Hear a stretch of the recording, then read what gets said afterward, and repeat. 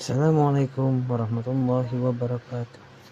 Kembali lagi bersama Sublahan Radio. Untuk menambah semangat, jangan lupa di like dan subscribe serta tekan tombol lonceng biar tidak ketinggalan cerita horor di channel ini. Langsung saja ke ceritanya. Aku menajamkan penglihatan. Keringat mengucur seiring jantung yang berdegup kencang. Jemari kiri Arya pun semakin erat kugenggam, tak apa. Tak ada apa-apa, Mei, tapi, Aku mendengarnya dengan jelas, tak ada rombongan di depan maupun belakang kami. Tapi aku merasa, ada orang berjalan di belakang kami. Berulang kali, aku menengok ke belakang, itu hanya perasaanmu saja. Arya membalas genggaman tanganku. Mermasnya, mungkin mencoba menenangkanku. Aku melihatnya, ya, di sisi kiri jalan, di samping pohon besar. Aku melihat seorang nenek, memakai kebaya. Dia mengangguk, tersenyum padaku, ayo kita jalan lagi. Kalian masih ingin menikmati sunrise di pasar Bubrah, kan? Gak perlu takut sama yang namanya lelembut.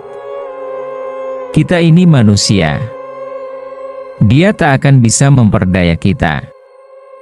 Ranu menimpali, tapi Ranu mendahului, berjalan di depan kami. Arya menggandengku, mengajak untuk melangkah maju, kami bertiga pun melanjutkan perjalanan. Aku, Arya, dan Ranu. Kami bersahabat sejak kelas 1 SMA. Kami dekat karena sama-sama berkegiatan di pecinta alam. Malam ini, kami mendaki ke Merapi. Melepas penat sebelum ujian akhir. Masih ada seorang sahabat kami, yaitu Anis. Dia terpaksa kami tinggal di bawah karena sedang haid. Anis penakut sekali. Dia takut melanggar mitos. Tak seperti kami, yang nekat naik, walau kami bertiga. Ganjil. Meskipun saat di pos 1, sebelum bertemu dengan nenek itu, aku melihat seorang wanita berbaju putih yang berkata, "Jangan lanjutkan." Kembali, kami melangkah perlahan. Aku masih sayup mendengar suara itu. Suara yang memintaku untuk tak melanjutkan perjalanan. Tak terasa, kami pun sampai di pasar Bubrah. Sudah banyak tenda yang berdiri. Tempat ini luas, tapi juga berangin cukup kencang. Kami pun segera mendirikan tenda dan menjerang air. Lumayan, untuk berlindung dari angin yang cukup kencang. Memang aku jarang tidur bila sedang mendaki. Entahlah. Sayang aja kalau melewatkan waktu di gunung dengan tidur. Selesai membuat tenda, kami masuk tenda sembari minum kopi. Tiba-tiba, dari luar tenda, terdengar suara riuh sekali. Seperti ada banyak orang di luar tenda. Aku hanya bisa terdiam. Ranu pun keluar.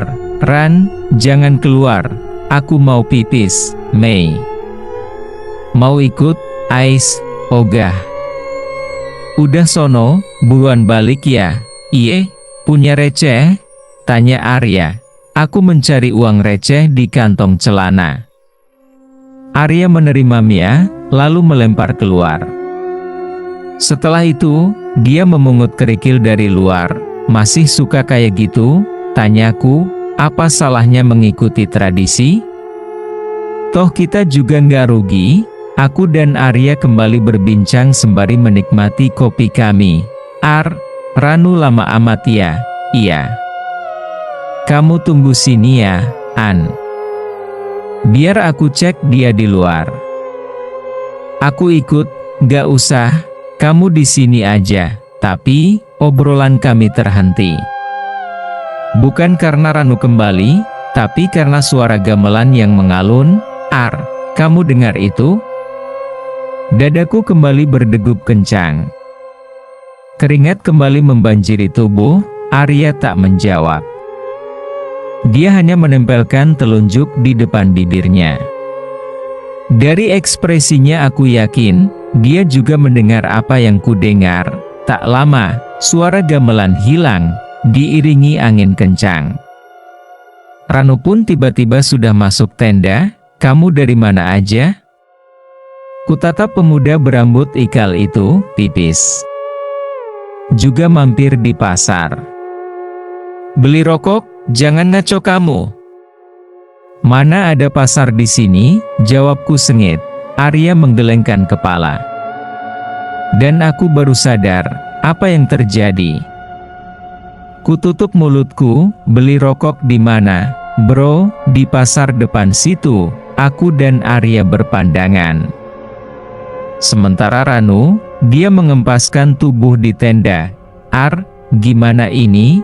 "Udah, jangan dibahas dulu." "Kamu mau tidur?" Aku menggeleng. Arya mengajakku keluar tenda. Masih pukul 4 pagi. Di luar pemandangan indah sekali. Langit bertabur bintang. Sementara dari ufuk timur, mulai tampak selarik cahaya keemasan. "Kamu merasa ada yang aneh dengan perjalanan kita kali ini?" Arya membuka pembicaraan. Aku mengangguk. "Ya, dari awal perjalanan, memang sudah ada yang tak beres. Berawal dari Anis yang haid, sehingga kami hanya naik bertiga. Konon, jika naik dalam jumlah ganjil, perjalanan akan tidak lancar, atau akan ada yang menggenapi. Kami sudah disuruh berhenti, tapi kami nekat. Kedua, dalam perjalanan ini, aku melihat beberapa makhluk halus yang menampakkan diri. Mulai dari perempuan bergaun putih, hingga nenek tua berkebaya. Entah siapa yang menggenapi perjalanan kami, dan semalam, aku yakin, Ranu terjebak di pasar setan. Ya, pasar setan Merapi di Pasar Bubrah. Pasar Bubrah, sebuah tanah lapang yang cukup luas, merupakan batas pendakian di gunung ini. Dan bukan rahasia lagi, di tempat ini, memang sering ada pasar. Di malam hari, banyak orang tak sadar, mereka telah memasuki pasar lelembut. Barang yang dijual adalah barang yang sama seperti dijual di pasar pada umumnya. Alat tukarnya sama. Hanya saja, mungkin logika kita tak bisa bermain saat bertemu pasar ini. Secara logika, mana mungkin ada pasar di gunung, dan sesuai tradisi, Arya langsung melempar uang koin, juga mengambil kerikil, seperti orang bertransaksi jual beli. Kita bayar, kita ambil barang. Wah, kalian tak membangunkanku ya? Ranu keluar dari dalam tenda. Dikeluarkannya sebungkus rokok. Saat dia mengambil sebatang, tangannya gemetar. Matanya menatap nanar. Keringat pun menjalar saat rokok sebatang berubah menjadi tulang belulang. Kami hanya bisa saling pandang. Jogja, 19 Maret 2020.